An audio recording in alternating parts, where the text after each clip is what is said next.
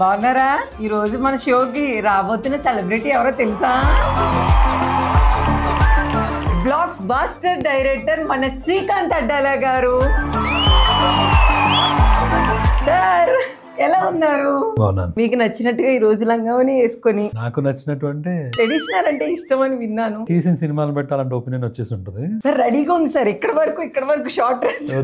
వద్దులేమ్మా మీకోసం నేను ఒక గిఫ్ట్ తెచ్చాను సార్. గిఫ్టా? మల్లెపూలు. ఇదేదో తేడాగా ఉన్నట్టుంది. ఎక్కడే అనుకుంటున్నారు మరి? సీతమ్మ వాకిట్లో సినిమాల చెట్టువి. టూ మచ్ ఆ చెట్టువే.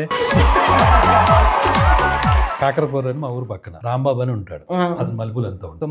మల్లెపూలు అంటూ ఉంటాడు. మళ్ళీ పూలే అంటాడు. భలే పలుకుతాడు. ఒక ఆవిడ ఎవరో మోర ఎంత రాంబాబు అంది. ఎంత అన్నాడు. అంటే ఇసిగిపోయాడు పాపమాడు. ఎంతమందికి అని చెప్తాడు సార్ మోర్ ఎంత ఇంత ఇలాగే అన్నాడు. సీతమ్మ వాకిట్లో సిరిమల్లి చెట్టు చేసినప్పుడు నేను ఎందుకు కనిపించలేదు సార్? అందరూ నన్ను జూనియర్ సమంత అంటారు. ఓర్ దీని ఆశాలు. ఈ ఇయర్ అంతా కొంచెం ఖాళీగానే ఉన్నాను. మీకు ఏ డేట్లు కావాలంటే ఆ డేట్లు ఇస్తాను. మొన్న ఉగాది నాడు ఏమైనా చూపించుకున్నారు నేను పంచాంగం.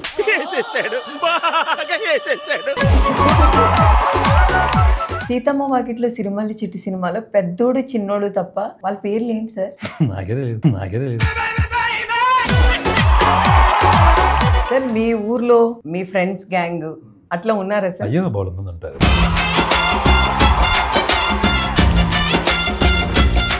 రేలింగ్ అంటే సిద్ధాంత్ గారికి బాగా పేరు. రేలింగ్ సిద్ధాంత్ గారు అని.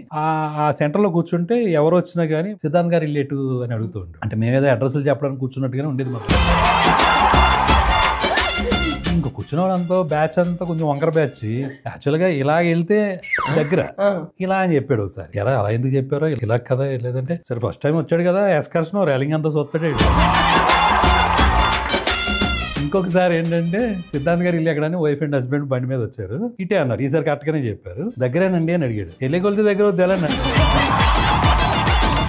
10 మంది ఫ్రెండ్స్ ఉంటే వాళ్ళొక రూపాయి వీళ్ళొక రూపాయి అందరూ వేసుకొని బాల్ కొనుక్కొని క్రికెట్ ఆడేవారు. ఇది చాలా మందికి ఉండే ఎక్స్పీరియన్స్.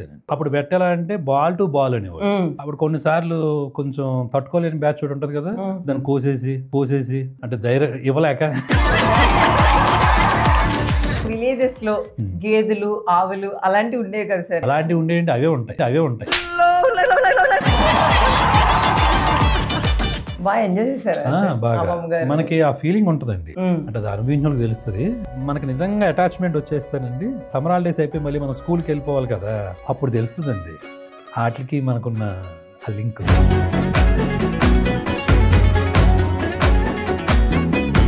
కొత్తగా డైరెక్టర్స్ అవ్వచ్చు, ఆర్టిస్టులు కావచ్చు, మీరు ఇచ్చే సజెషన్ ఏంటి? వద్దని బాబు, ఎవడ కష్టం ఆడిది. ఎవడ తపాలాలు ఆడి తోంకోవాలి కదా.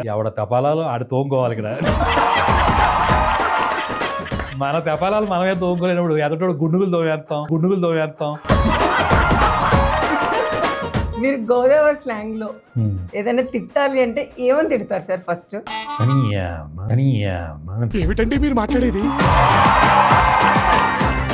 మీరు చేసిన మూవీలో నీ ప్రశ్నలు నీవే ఎవరు ఇప్పటికీ మాకు ఆ సాంగ్ విన్నప్పుడల్లా కూడా అది మీకు కాదు, నాకు కూడా చాలా క్రిటికల్ సిచ్యువేషన్ ఏదో ఎదురైంది. భద్రయ్య నా ఫ్రెండ్ ఉంటాడు, ఇద్దరు కలిసి వెళ్తాడు, సాంగ్లు పెట్టాడు. నీ ప్రశ్న ఇది మన కోసమేరా మన రాసిన పాట మనకే వచ్చింది రా బాబు. జాలి పడినా జాలి పడదే కాలం మనలాగా. ఆ కష్టం దగ్గర రాసిన విషయం కాబట్టి అనుకున్నావేమో సింపుల్ గా. ఇప్పుడు అది అంత బెండ్ తీసి ఎగ్జామ్స్ కూడా రాసి సో వాళ్ళు కూడా సూసైడ్ చేసుకుంటున్నారు. 10th క్లాస్ పాస్ అవ్వలేదని రీసెంట్ గా ఒక అబ్బాయి కూడా సూసైడ్ చేసుకున్నారు. ఇవి జరుగుతున్నాయి. ఆ లాస్ట్ మినిట్ లో మనం ఎందుకు గుర్తు రాలేదు అంటే అడిగి ఆ నమ్మకం మనం కలిగించలేకపోయామా? మనం ఉంటే ఏదైనా సాధించవచ్చండి.